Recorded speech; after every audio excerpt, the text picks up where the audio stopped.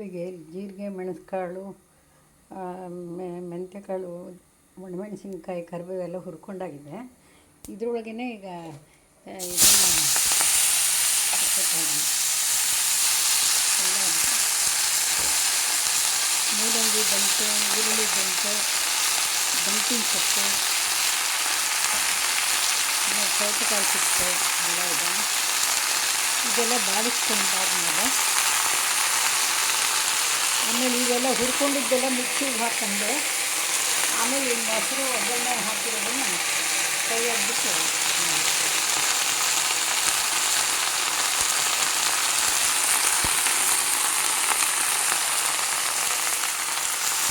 ಚೆನ್ನಾಗಿ ಬಾಡಿಸ್ಕೋಬೇಕು.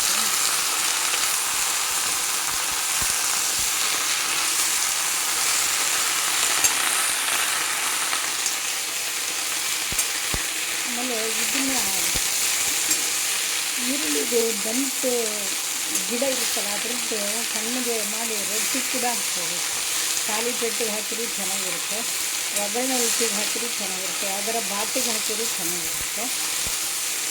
ಹಾಗೆ ಇದು ಹಸಿ ಮೂಲಂಗಿ ದಂಟಿಂದು ಚಟ್ನಿ ಕೂಡ ಮಾಡ್ಕೋಬೋದು. ಹಸಿದು ಚೆನ್ನಾಗಿರುತ್ತೆ ಚಟ್ನಿ ಮಾಡಿದರೆ.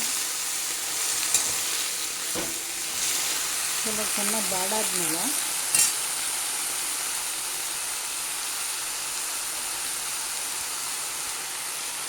ಇದೆಲ್ಲ ಬಾಡ್ಕೋತ ಬಂತು. ಇದನ್ನು ಇವಾಗ ನೆಲ್ಲಿಕಾಯಿ 3 ಹೆಚ್ಚಿಟ್ಕೊಂಡಿದ್ದೆ. ಆಮೇಲೆ ಮಾವು ಶುಂಠಿ ಆಗಿದ್ದರಿಂದ ಇದು ಸ್ವಲ್ಪ ಜಾಸ್ತಿ ಹಾಕಿದ್ದೀನಿ.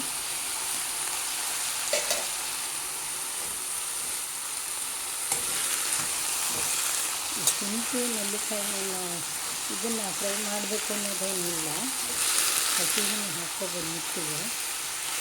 ಇದು ಸ್ವಲ್ಪ ಘಮ ಅನ್ನಲಿ ಅಂತ ಎಣ್ಣೆಲಿ ಬಾಡಿಸ್ತಾರೆ. ಎಣ್ಣೆ ತುಪ್ಪ ಎರಡೂ ಹಾಕ್ಕೋಬೋದು, ಯಾವ್ದು ಬೇಕಾದ್ರೂ ಹಾಕ್ಕೋಬೋದು.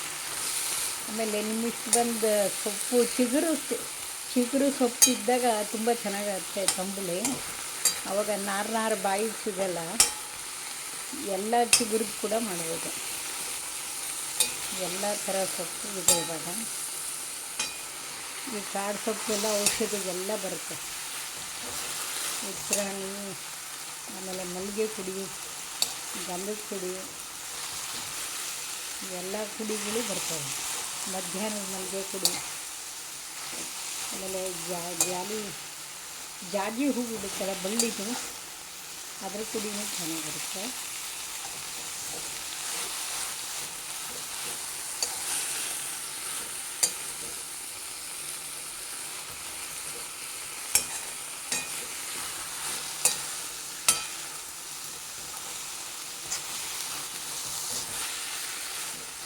ಇದು ಬಾಡ್ತಾ ಬಂತು. ಇನ್ನು ಸ್ವಲ್ಪ ಬಾಡಾದ್ಮೇಲೆ ಇದು ಬಿಸಿ ಆರಿದ ಮೇಲೆ ಮಾಡ್ಕೋಬೋದು.